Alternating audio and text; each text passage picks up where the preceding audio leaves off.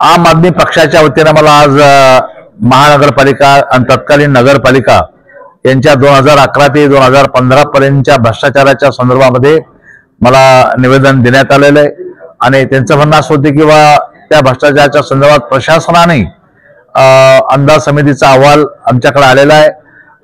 अर्थात ठीक आहे, जो काय अहवाल आला असेल तो कसा आला काय आला, मी पुन्हा एकदा अंदाज समितीचा चेअरमन म्हणून या संदर्भात यांची मागणी आहे की मी पुन्हा एकदा त्याची फेर चौकशी लावावी।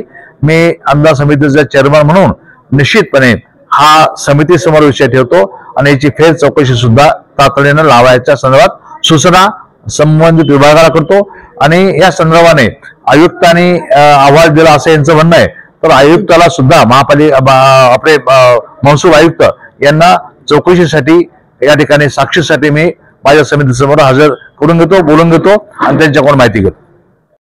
आज तुम्ही अर्जुन खोतकर यांची भेट घेतलेली आहे, काय समस्या होती तुमची, काय मागणी केली? आज आम आदमी पार्टीचे शिष्टमंडळ पदाधिकारी विद्यमान आमदार श्री अर्जुनरावजी खोतकर यांना आणि अंदाज समितीचे अध्यक्ष खोतकर साहेब यांना भेटायला आले होते। विषय असा होता की महापालिका भ्रष्टाचार विषय होता। मागच्या प्रेसमध्ये आम्ही शेकडो कोटीचे भ्रष्टाचाराचे आरोप महापालिकेवर लावले होते, पण महापालिकेने अंदाज समितीने आम्हाला क्लीन चिट दिली आहे असं सांगून त्याचं खंडन केलं होतं।